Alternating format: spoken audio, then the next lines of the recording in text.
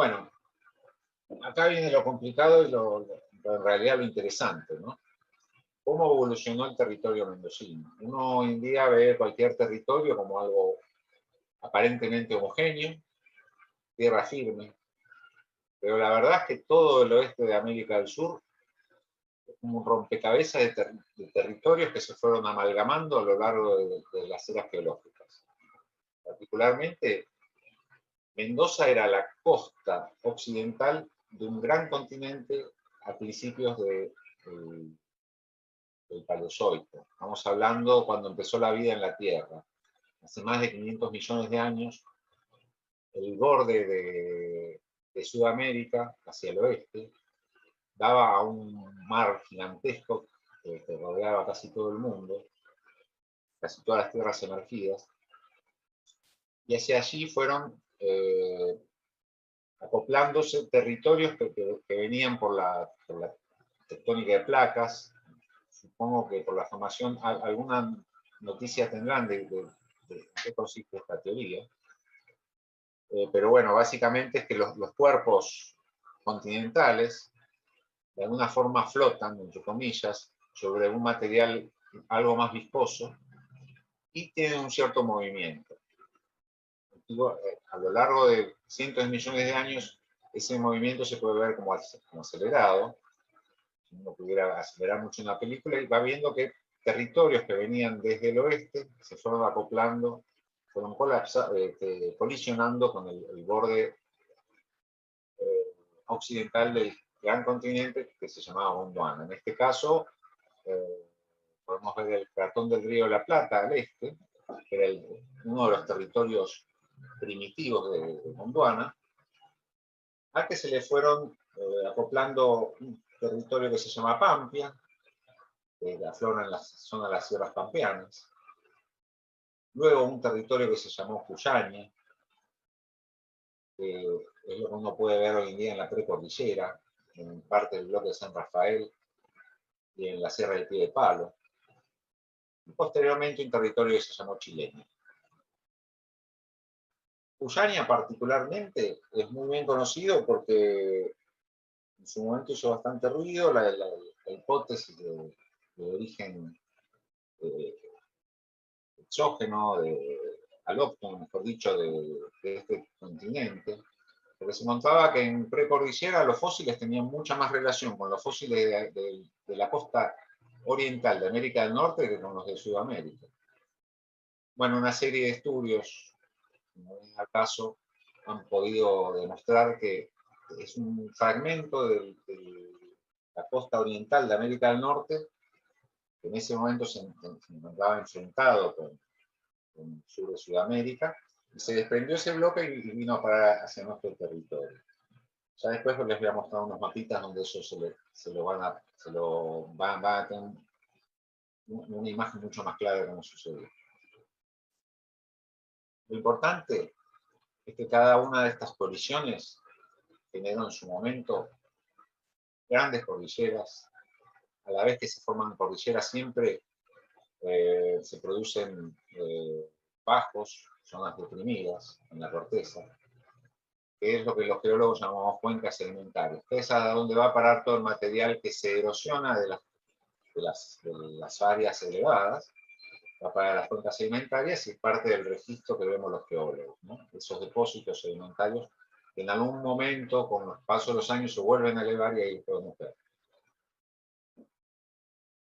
Bien, me cuesta bastante esto de hablar sin ver a la gente, la verdad no estoy acostumbrado, pero bueno, espero que entiendan.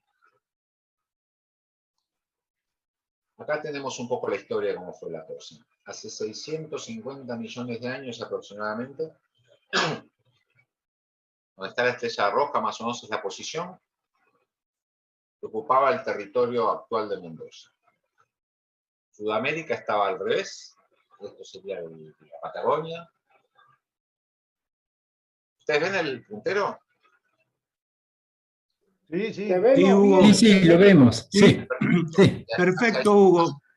Te vemos y te oímos muy bien. Perfecto. Hacia el polo sur estaba la Amazonia, lo que sería la parte norte de América del Sur. Toda esta región, lo que se ve con un halo blanco en el dibujo, era una zona con casquetes polares. Las evidencias de glaciación en ese periodo en el registro geológico son muy fuertes en toda esta región, por eso se pudo hacer esta reconstrucción. Como se ve, parte de América del Norte estaba enfrentada acá, separada por este mar, de la zona occidental de América del Sur. Bueno, pasan los años, Mendoza vino a parar acá, sigue patas para arriba, ¿no? Todo se mueve muy rápido en esta época.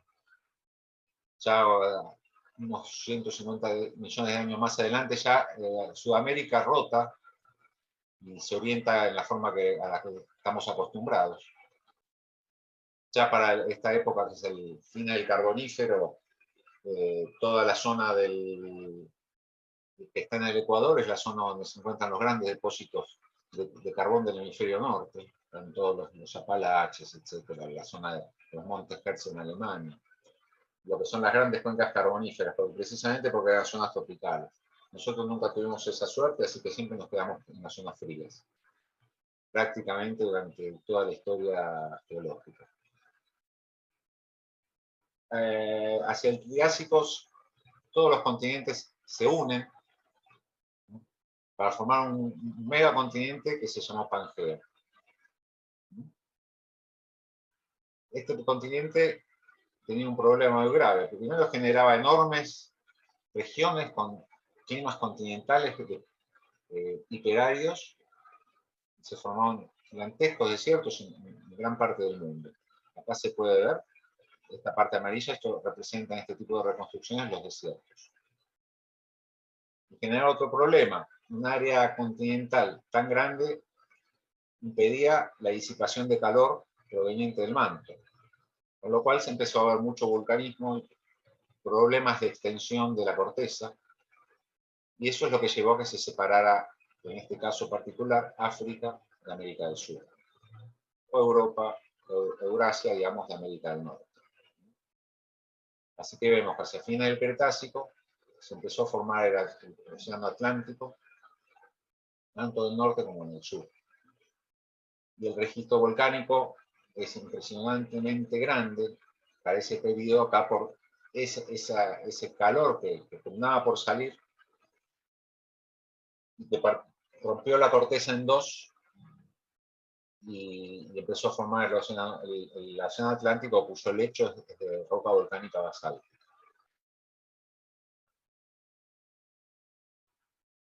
Les comentaba el tema de Cuyaña.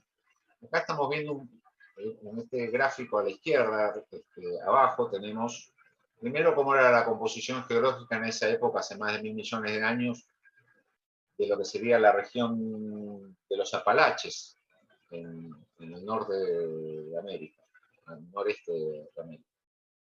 En un momento hubo un proceso de extensión de la corteza, y un pedazo de esa placa se separó y empezó a ir hacia el oeste, que es la que llamamos Cuyaña. Y en su camino se encontró con Gondwana. Fue navegando entre comillas, por supuesto, y se encontró con Gondwana, y al colisionar ambos continentes, Gondwana era mucho más grande, pero a expensas de Gondwana se forma una cordillera con un arco volcánico, y en la zona de Cuyaña una plataforma marina. Gran parte de los depósitos calcáreos que tenemos en Mendoza y en San Juan, que son muy extendidos, son de este periodo, son de los que en general se saca el cemento que se consume en esta región. Una plataforma marina carbonática, como si uno pudiera decir hoy, no sé, el Caribe, por ejemplo, una cosa así.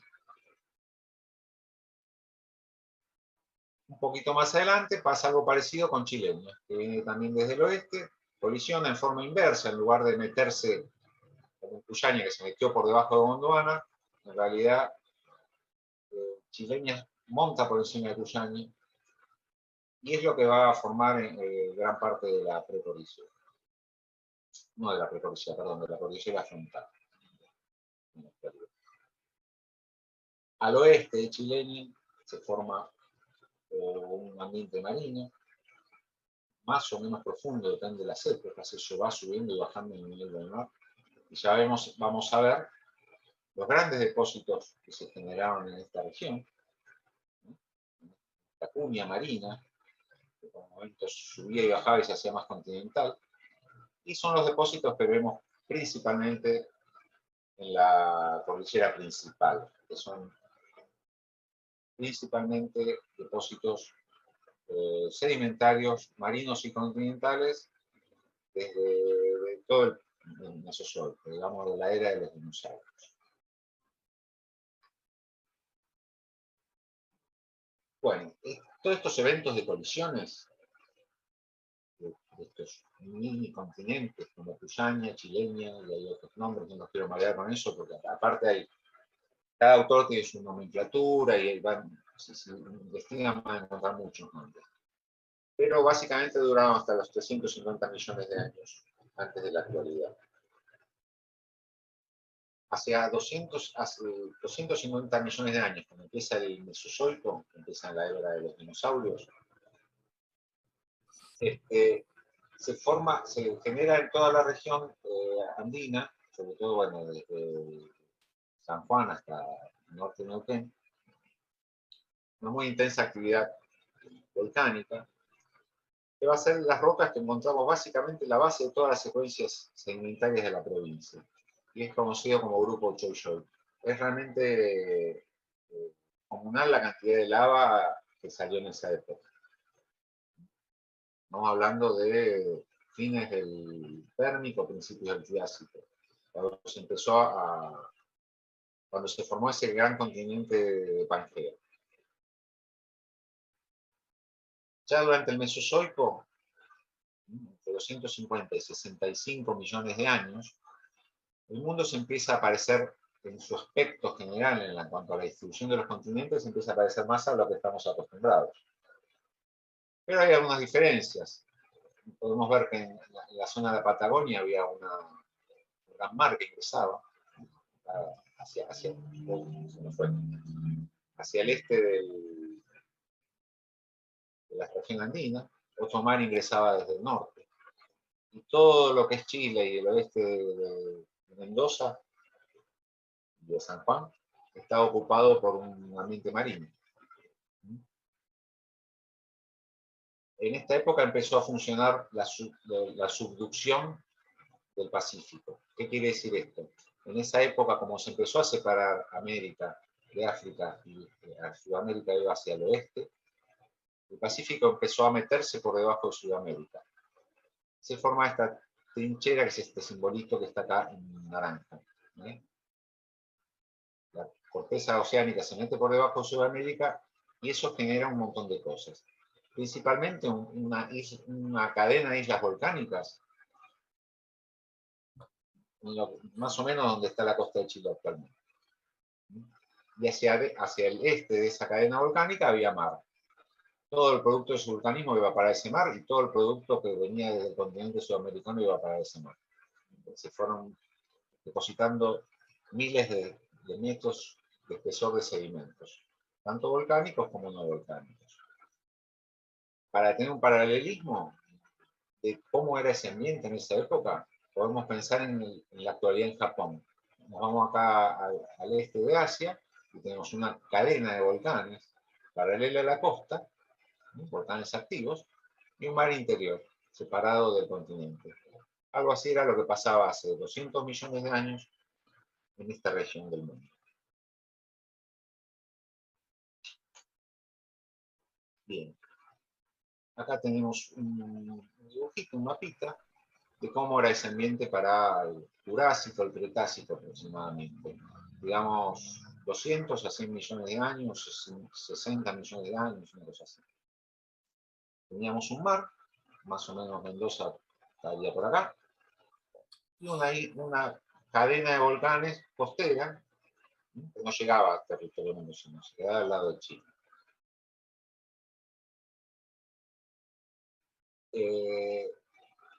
Podemos ver cómo a medida que fue pasando el tiempo, ese arco volcánico lo vemos acá a la derecha, volcánico dramático, o sea, la formación de volcanes y de rocas ígneas en el interior de la corteza, como se ve, por ejemplo, acá, estas cositas que están marcadas en rojo. A medida que pasa el tiempo se va corriendo hacia el este. Esto va migrando. Se ve el arco acá, después se ve un poquito más al este, y después se ve más al este todavía. ¿Por qué pasa eso? Bueno, es un equilibrio muy complejo que no vamos a entrar en eso ahora, pero sí tiene que ver con tiene relación con varias cosas. Con la velocidad en la cual choca la placa del Pacífico con América, a qué ángulo lo hace y a qué ángulo se mete la placa por debajo del continente. También tiene que ver el tipo de rocas que había previamente, etc. Ese equilibrio va cambiando a lo largo del tiempo, por lo cual durante todo el Mesozoico, todo el Cenozoico, la era en la que vivimos en la actualidad, el vulcanismo se fue moviendo hacia el este y hacia el oeste, de un lado para el otro. Ya lo vamos a ver un poquitito más cuando entremos en el tema de provincias geológicas.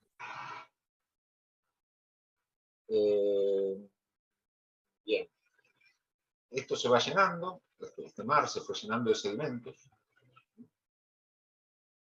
hasta que la cadena volcánica fue corriéndose hacia el este y cerrando el ingreso del mar del Océano Pacífico, hasta que se cierra definitivamente hacia fines del Cretácico, y en algún momento puede entrar algo del mar desde el Océano Atlántico, porque hubo un momento en el cual descendió este territorio.